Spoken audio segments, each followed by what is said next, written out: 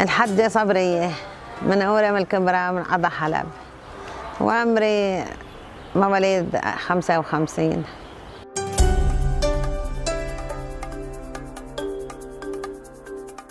أروح الجامع أحضر جلسات، وبعدها فتحوا هون مركز، رحت سنة نجحت صفين، والحمد لله بين يعني اللي بعرف والما بعرف، مثل يعني عرفنا شوي حرف من النهر من البحر، والحمد لله رب العالمين. حسيت انه يعني الله بجاه النبي نور قلوب الجميع وامة محمد، يعني قلب تنور بالقرآن الحمد لله.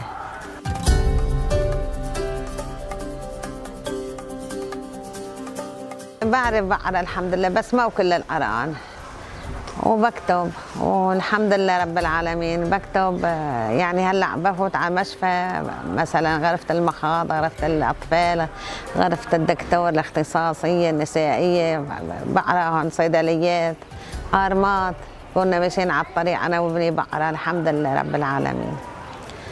وهلا يوميا بركب هالبيت وبفتح القرآن بقرا وبكتب وبطبع الأحرف لحالي.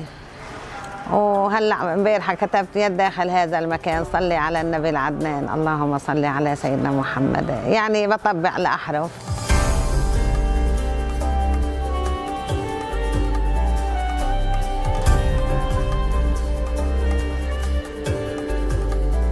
بنقول على ما كلهم يتعلموا، وما بده واحد يحط بذهنه اروح انا ونسوان على الجامع، هدوك يروحوا منهم يناموا. أنا أحط ببالي الآن ستاخذ دفتر تقول لهم طلعوا لبنات السادس، طلعوا خط الحجة، الله وكيلك بس من خطكم. أقول لها أنا عم تتمسخري، تقول لي لا والله يا بنتي يا أمي ليش لا تمسخر، ليكي على خطك مكوسة. تكتب على اللوحة نقول منها، أجي على البيت أخلي أولاد ابني بنات أختي يعلموني هالكلمات السنة، أتعلم الحمد لله رب العالمين. يعني واحد يا ابني والله كل شيء واحد يحط ذهنه ان شاء الله باذن الله، لو كنت كبيره بتعلم ان شاء الله باذن الله.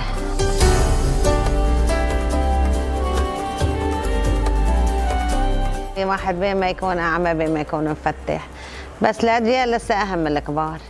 يعني حرام هالطفال اللي تهاجرت اللي هيك صار فيها تضل هيك بلا علم وبلا قرآن. في ناس كثير مبطله وديحه، يا حرام.